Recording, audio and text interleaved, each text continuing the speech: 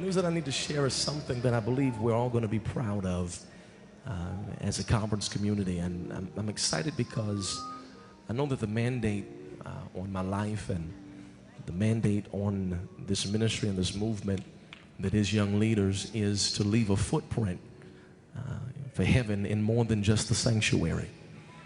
I believe that God has anointed us in this movement, and that this movement exists for such a time as this.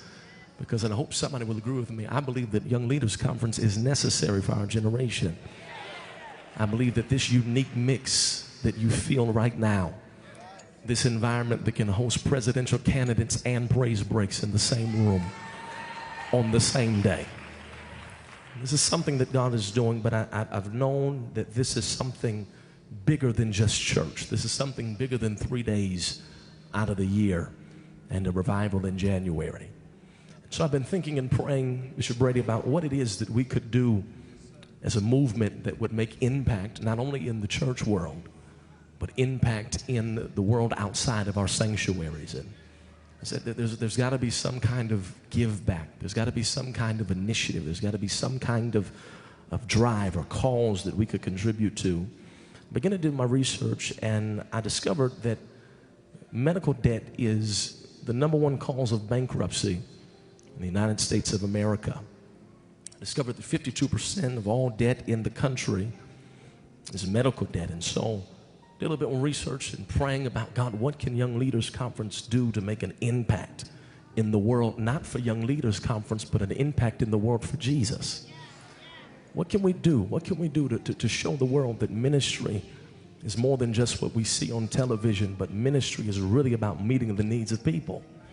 I did my research and I discovered that right here in the city of Atlanta, this is why I'm so honored that the city council members and the wonderful mayor of College Park, and certainly the living legend himself, I'm going to say it again, Bishop John Lewis. I almost lost my service. I'm honored that they're here because they represent the city that we call home. And I was thinking about the fact that Jesus instructed us that we were to go not just straight to the uttermost parts of the world. Everybody wants to go to the nations. You'll never know which nations. They just want to go to the nations and feed people, and that's wonderful. But there are hungry people in your backyard. That's why Jesus said that we should go to Judea and then Samaria and then the uttermost parts of the world. And I said, Lord, what can we do for the city of Atlanta? I did my research and I discovered that right here in the city of Atlanta, there are millions of dollars of medical debt right here in our city. And I thought of the words of Jesus as he instructed us again to start in Judea, then go to Samaria, the location that you're closest to, and then branch out, and then go to the uttermost parts of the world. And I thought about this challenge, and I decided to do something about it. And so we founded an incredible organization that purchases medical debt belonging to families who are at or below the poverty line, families that are unable to pay and therefore forced into bankruptcy, which leads to generational poverty. And so Young Leaders Conference, I am pleased to announce at only our 4th conference that over 1,200 families who were forced to make decisions about medication or bills, in the next 2 weeks will receive letters in the mail informing them that their medical debt has been completely forgiven,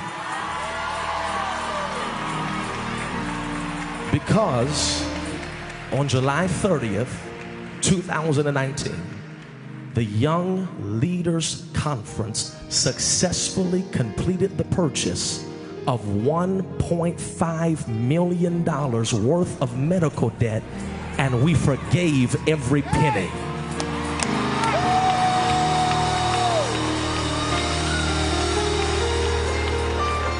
The debt that has forced 1,200 families within a 5-minute Uber ride of this building, debt that has forced them to make decisions and forced them into bankruptcy, people that are at or below the poverty line. Hear me.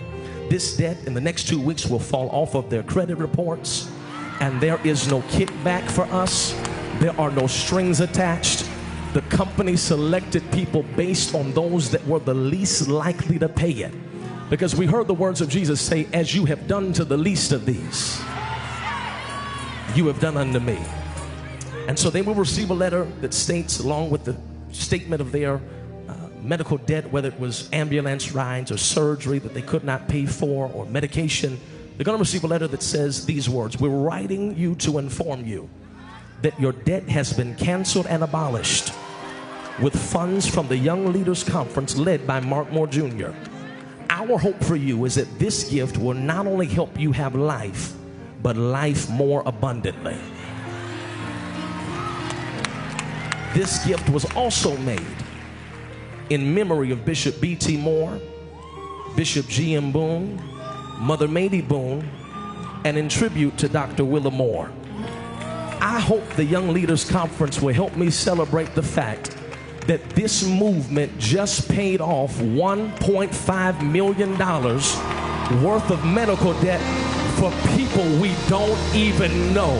I want you to shake this building and let's show the world that no matter what the world wants to say about ministry, what the world wants to say about this generation, we may not be perfect, we've got issues, we've got flaws, but God's got somebody that wants to be like Jesus.